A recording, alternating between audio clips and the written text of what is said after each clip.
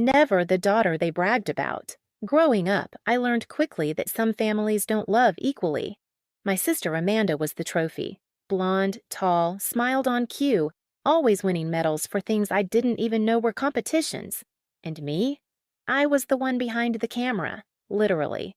While Amanda posed in pageants, I was asked to take photos.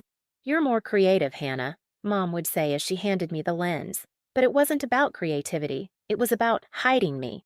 Please subscribe to our channel and tell us in comments from where are you watching this video. Still, I made peace with it, found my own way. I moved away after high school, went to a modest college, worked 2 jobs, and raised a daughter entirely on my own. Her name is Josie, and from the second she arrived, I promised myself I'd raise her differently than how I was raised, fully loved, fully seen, fully safe. Josie wasn't the kind of child magazines write about. She wasn't thin, didn't have perfect hair, didn't like wearing bows or ruffled dresses.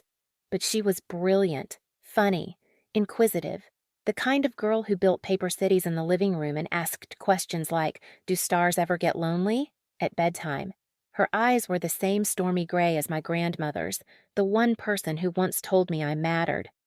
I never once saw Josie as anything less than magical.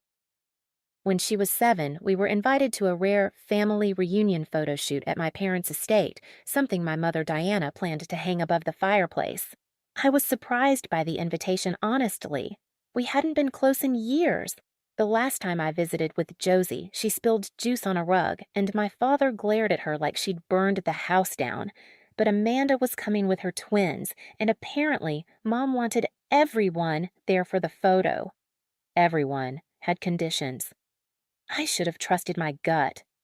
The morning of the shoot, Josie picked out her favorite green sweater and purple skirt. "I want to wear this," she said confidently, twirling for me in our apartment's tiny hallway. "Because it's me." And it was, quirky, bold, full of life. I smiled and said she looked beautiful. When we arrived at my parents' home, I knew instantly we didn't belong. The house had been redone, everything white, glass, marble. Amanda's twins were dressed in matching cream suits, hair slicked to perfection. My mother wore pearls. My father didn't greet us. He just looked at Josie like he was still deciding if she was worth acknowledging. Then it happened. We were all standing near the front foyer when Mom pulled me aside. Her voice was low, clipped. "Hannah, I think it would be better if Josie sat this one out." I blinked. "What?" "The photo," she said. "It's just, the theme is clean and uniform. Amanda's boys are dressed identically, and Josie's outfit, well, it's distracting." "She's 7, I said, already trembling. "She's just not photogenic," Mom added carefully, her eyes not meeting mine. "You know how these things last forever. Maybe she could take a separate picture with you, just not for the main family portrait." My ears were ringing. "You're saying my daughter is too ugly to be in your photo." "I didn't say that," she snapped. "Don't twist it. I said she doesn't match the aesthetic." My father, who overheard, muttered under his breath, "You always make things difficult." Josie, who had been playing with Amanda's kids nearby, must have sensed the tension. She walked up to me and tugged on my sleeve. "Mommy, are we still taking pictures?" I bent down, swallowing a hurricane. "Not today, baby," I whispered. "We're going home." And we did. No screaming, no dramatic scene. Just a quiet, painful walk back to the car.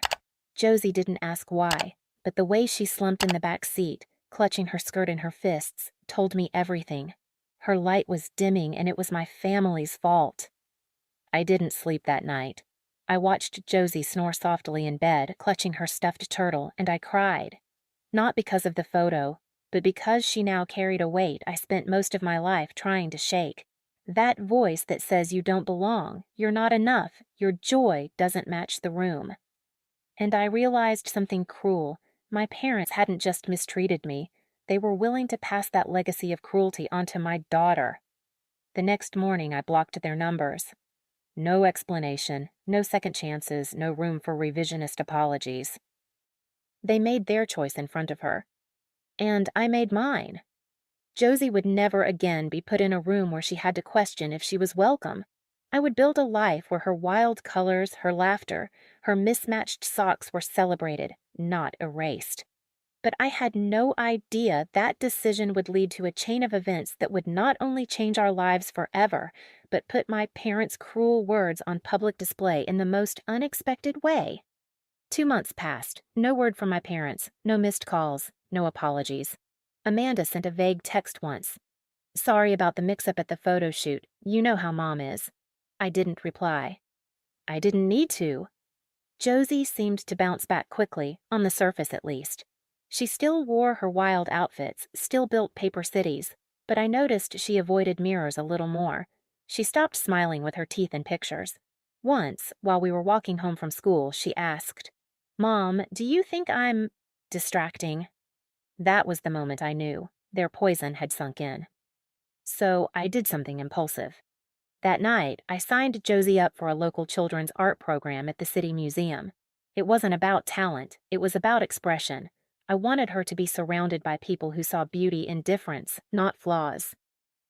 The first day of class, she wore her green sweater again. The one my mother said clashed. Her teacher, a woman named Miss Ray, kneeled beside her and said, "That color makes your eyes look like magic. Did you know that?" Josie beamed. 3 weeks later, Miss Ray pulled me aside. "Your daughter's mind, it's electric. She paints emotion like someone 3 times her age. I hope you don't mind. I submitted one of her pieces to the Young Eyes competition. It's statewide. The museum sponsors it every year." I was stunned. "You did what?" She laughed. "I couldn't help it. I've been teaching for over a decade. Josie's special." 2 weeks later, Josie's painting, an abstract swirl of messy colors with the title, How It Feels to Be Left Out of a Picture, was chosen as the grand prize winner. It was bold, haunting, beautiful. The painting, along with a quote from Josie, "Sometimes people say you don't fit in their photo. That just means they can't see the whole picture," was featured in the museum's front gallery and published in the local newspaper. That's when the calls started again. From numbers I didn't recognize, then from Amanda, then from a cousin I hadn't heard from in years. Apparently, the article had gone semi-viral. Parents were reposting it, artists were commenting, and local news outlets had reached out for interviews. Josie's name was everywhere. And so was the story behind that painting. Not a full exposé, but enough that people started asking, was this about her family? Amanda texted again. "Mom is furious. She says you embarrassed her publicly." I stared at my screen for a moment before replying. "No, she did that herself. I just let the world see the frame she tried to crop us out of." The museum called 3 days later with an invitation we hadn't expected. "We're hosting a live gallery showcase for the finalists of the Young Eyes program," the director said. "We'd like Josie to speak about her painting. Just a few words. Nothing scripted." I nearly said no, she was only 7. But when I told Josie, her eyes lit up like I hadn't seen in months. "Can I wear my green sweater?" she asked. "You can wear anything you want." The night of the event, I helped her brush out her curls and pin a little silver clip in her hair, the one her late great-grandmother had given me as a child. She looked in the mirror and whispered, "I hope I don't look too distracting." I knelt beside her and took both her hands. "Baby," I said, "you're not a distraction. You're the art." We arrived at the gallery just before sunset. The room was filled with families, press, museum board members, and artists. Josie's painting had been moved to the center of the exhibit wall with soft lighting that made the colors glow. Her quote was printed underneath in bold. "Sometimes people say you don't fit in their photo. That just means they can't see the whole picture." Josie M. We were surrounded by strangers, but then I noticed familiar silhouettes near the back of the room, my parents. My mother in a beige wrap, my father in his pressed collar, stiff as ever.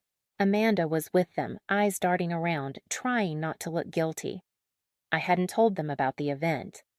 Clearly someone else had. For a moment, my stomach twisted. Old instincts, old fears. But then I looked at Josie, standing in front of her painting, holding a note card in her small hand. And I stood a little taller. When they called her name, Josie stepped forward to a podium barely tall enough for her. Miss Ray adjusted the mic. Josie smiled, then took a breath. The room hushed. "This is my painting. I made it because sometimes people don't want you in their picture, but that doesn't mean you're not beautiful. It means they don't see right." She looked up, scanning the crowd. "I made this painting the day someone told my mommy I wasn't pretty enough to be in the family photo. I heard it. I didn't cry. I just made this instead." A low, collective gasp moved through the room. My mother's hands dropped to her side. My father's jaw clenched. Josie continued sweetly, simply, "But my mommy says I'm the whole picture, so I believe her." Applause thundered through the gallery. Not polite clapping, real, rising, stand-on-your-feet applause. People we didn't know stood and cheered. Some wiped away tears. I didn't look at my parents. I didn't need to. Their silence was loud enough. After the event, the museum director pulled me aside. "There's someone from the Today Show here. They want to do a segment on Josie. Would you be open to that?" I blinked. "Are you serious?" He smiled. "Your daughter's voice matters, and frankly, more people need to hear it." The next week, Josie sat in a bright studio chair with her green sweater and silver hair clip and told millions of viewers, "Sometimes grown-ups don't understand how words stay in your heart, but I made art out of it. That's what you do with hurt." And that was the day the world saw what I had always known. The girl they called too distracting, not photogenic, not a match, was the most radiant soul in the room. Later that month, the museum gifted us a framed print of her painting. I hung it in our living room right above the couch. A reminder, a declaration. 2 weeks after the segment aired, I got a letter in the mail from my parents. No return address. Just a short note. "We were wrong. About you. About her. About everything. We're sorry. If you ever want to talk, we'll listen now." I read it once, then tucked it into a drawer. Not out of spite, but because closure doesn't require reopening. Some doors stay shut because the room behind them no longer fits the life you're building. And Josie and I? We were building a world full of color, crooked smiles, and bright green sweaters. A world where no one ever again had to wonder if they belonged in the picture. Because they were the picture. And that was more than enough. Please subscribe to our channel and tell us in comments, from where are you watching this video?